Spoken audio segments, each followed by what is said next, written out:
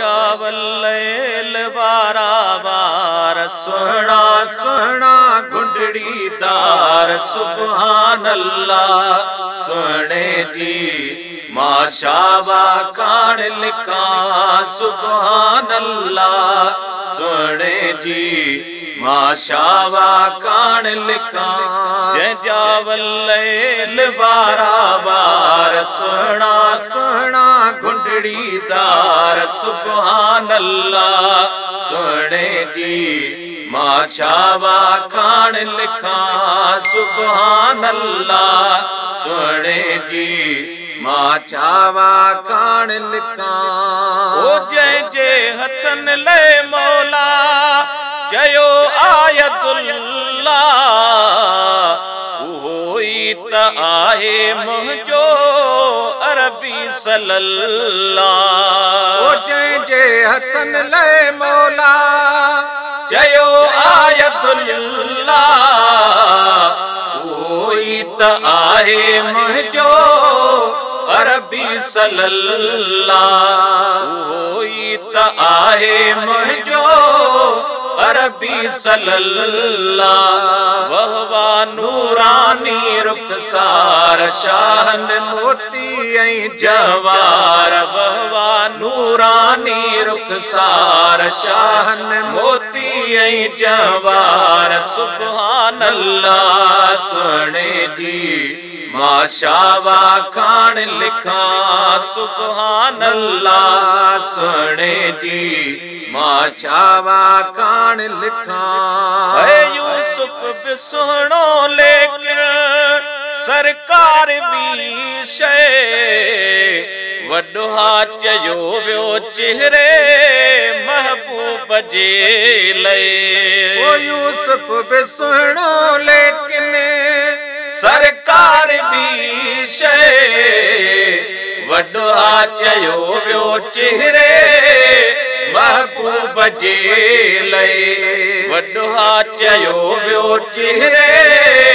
महबूब जे लए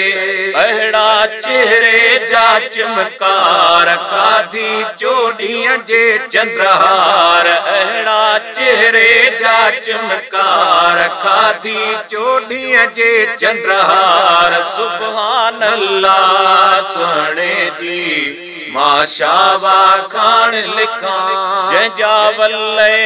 वारा वार सुहना सुहना गुंडड़ी दार सुभान अल्लाह सुहणे जी माशावा कान लिखा सुभान अल्लाह सुहणे जी माशावा कान लिखा जय बेघटिया में आका कदम खणे पियो चयंत हिलुम मौला कसम खणे पियो ओ जय भी घिटिया में आका कदम खणे पियो चयंत हिलुम मौला कसम खणे पियो चयंत हिलुम मौला कसम खणे पियो जाथे प्यारे रखा पेजार सारे रस्ते में हुबकार जाथे प्यारे रखा पेजार सारे रस्ते में हुबकार सुभान अल्लाह सुहणे जी माशावा कान लिखा सुभान अल्लाह सुहणे जी माशावा कान लिखा रब पाक चूंडे वसपू रखियूं मुस्तफा जो माज़ागल बसर जो सुहणियूं अखियूं मुस्तफा जो रब पाक चूंडे वसपू रखियूं मुस्तफा जो माज़ागल बसर जो सुहणियूं अखियूं मुस्तफा जो माज़ागल बसर जो सुहणियूं क्यों मुस्तफा जो जहदम नेड़ खड़न दिलदार गुलजन बिस्तर ता बीमार जहदम नेड़ खड़न दिलदार गुलजन बिस्तर ता बीमार सुभान अल्लाह सुने जी माशावा कान लिखा जे जावल